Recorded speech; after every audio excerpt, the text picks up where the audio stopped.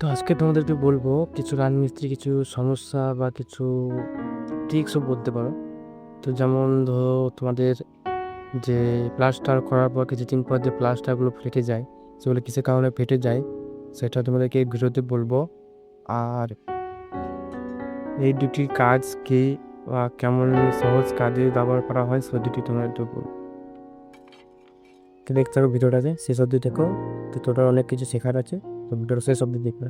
तो चलिए शुरू करते हैं। তো প্রথমত আমরা বলবো যে কিসের জন্য প্লাস্টার করার কিছুদিন পরে দেয়াল ফাট ধরে যায়, মানে যখন ফাট ধরে আর লম্বা লাইনের একটা ফাট হয়, এটা কিসের জন্য? তো সম্ভবত দুটি কারণ আছে। এক, যে প্লাস্টারে একটু সিমেন্ট যা ভাগের থেকে একটু বেশি হলে ফাট হতে পারে, বা দ্বিতীয় যদি দেয়ালে যখন প্লাস্টার করার আগে যে দেওয়ালটা থাকে, এঁটের দেওয়ালটা, সেই দেওয়ালটা ঠিকমতো যদি জল না দেওয়া হয় এটাকে, তো সেই কারণেও ফাটতে পারে। তো তোমাদের বাড়িতে যদি রাজমিস্ত্রি কাজ হচ্ছে, তো প্লাস্টারের কাজ যদি হচ্ছে, তো তোমরা ঠিকঠাক দেখে নিও যে যে দেয়ালটা আছে, এটা দেয়ালটা সেই দেয়ালটা ঠিকমতো জল দিচ্ছে কিনা, আর যে সিমেন্টের ভাগটা সেটা ঠিকঠাক হচ্ছে কিনা, দিচ্ছে কিনা। আবার অনেকেও জানেন না, আমি বলে দিচ্ছি যে সিমেন্টের ভাগ কত ভাগে বা কেমন কি ভাগে দিতে হয়, তো আমি বলে দিচ্ছি।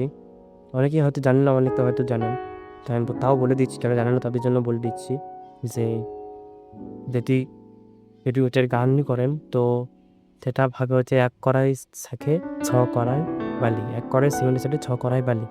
আর যদি প্লাস্টার করেন, তো 1 কড়াই বালি 1 কড়াই সিমেন্টের সাথে, সরি, 1 কড়াই সিমেন্টের সাথে 4 কড়াই বা, তাই হচ্ছে প্লাস্টারের মশলা কি মশলা ভামা।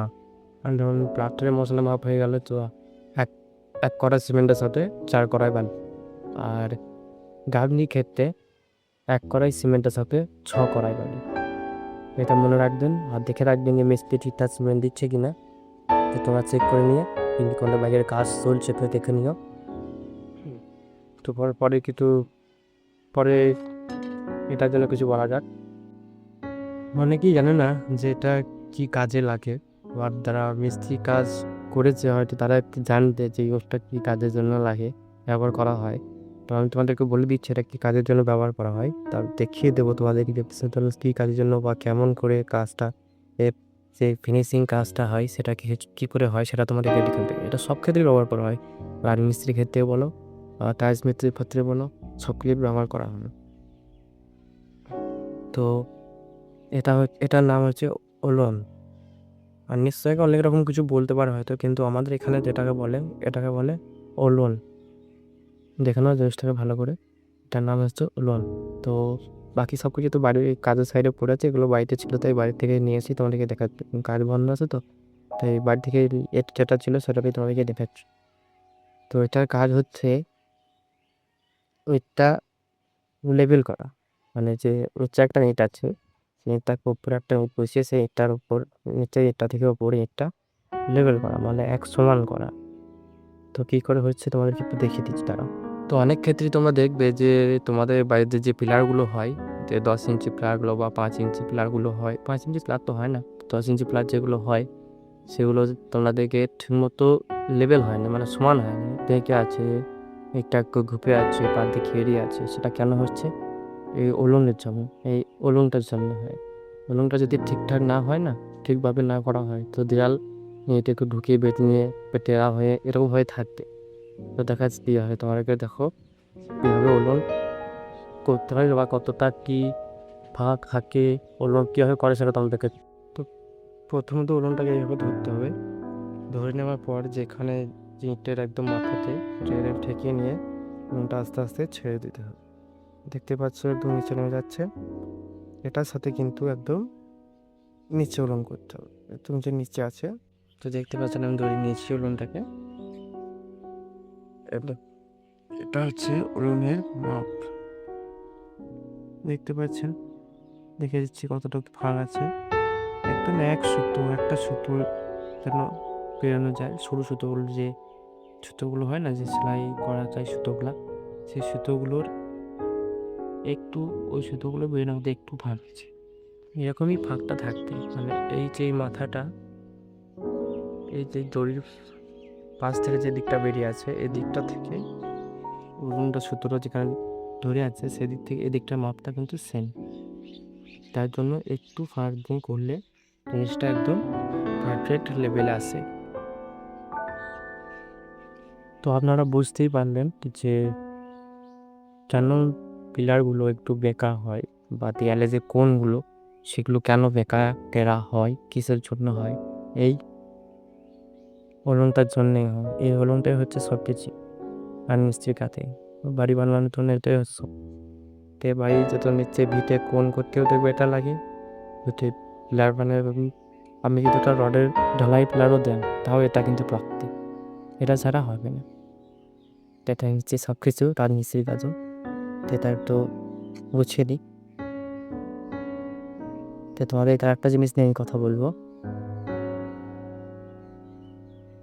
সেটা দেখো তারা অত দেখো।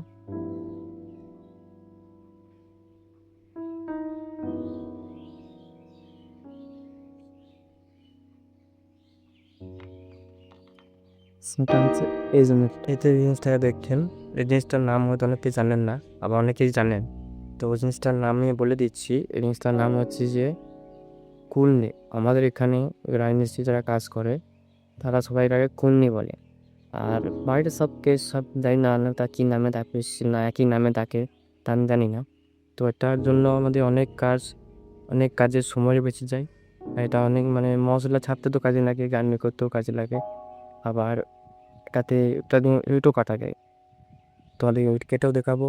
আবার কোনো ক্ষেত্রে কোনো সময় অনেক সময় বেঁচে যায়, এটার জন্য অনেক সময় বেঁচে যায়, আমাদের এটা কিসের জন্য বেঁচে যায় সেটা তোমাদেরকে দেখাবো। তো দেখো, তোমাদেরকে দেখাচ্ছি একটু স্যাম্পল, এটা হচ্ছে পড়া যায়। তো আমি এখানে একটা ইট নিয়ে চলে এসেছি, ওটাকে তোমাদেরকে কর্নির সাহায্যে কেটে দেখাবো। দেখো কীভাবে কাটি আমি ইটটা। তো ইটটা কাটার জন্য সর্বপ্রথম কন্ডিটাকে ভাতির মতো ধরতে হবে। আমার ধরার ক্ষেত্রে কোনটাকে এইভাবে ধরতে হবে, নাকি এইভাবে এইভাবে ধরলে কি হয়, এখানে বুঝতে পারছেন খুঁটা উল্টাচ্ছি না ফিলা করছি, এই জন্য বলা মুশকিল হচ্ছে।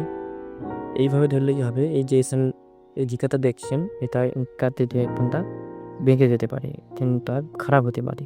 তো সিমেন্ট রাখবেন, এটা আপনি সেখানে এটা আবার বিভিন্ন ধার হবে, আর এটা ওটাও কেটে দেবেন, উত্তরে কেটে দেখাচ্ছেন। দেখো প্রথমত ইটটাকে এইভাবে ধরে নেবো, এইভাবে ধরে নেওয়ার পর বেশিরভাগ কাটতে যাও, বেশিরভাগ ধরে দাও, কাটতে কাটতে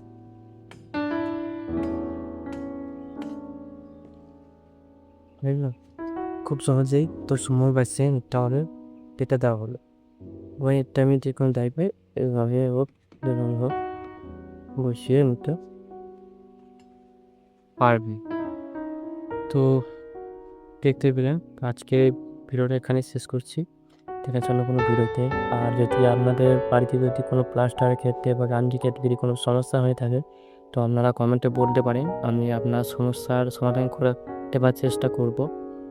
আর এরকম ভিডিও পেয়ে চ্যানেলটা সাবস্ক্রাইব করে নিয়ে অনেক কিছু শিখতেও পারবেন, অনেক কিছু দেখতেও পারবেন। আবার অনেক ক্ষেত্রে অনেক ফানি ভিডিও দিতে থাকি আমি। তো চ্যানেলটা সাবস্ক্রাইব করে নিও আর ভিডিওটা পুরোপুরি দেখে নিও। যদি পুরোপুরি ভিডিওটা দেখে থাকো তো একটা লাইক অবশ্যই করে নিন। তো টাটা, বাই বাই। আর যাতে বাড়িতে কোনো সমস্যা হয়ে থাকে আমি ভিডিওটা তাদের কোনো আত্মীয় বা বন্ধুদেরকে শেয়ার করতে পারি। তো টাটা, বাই বাই।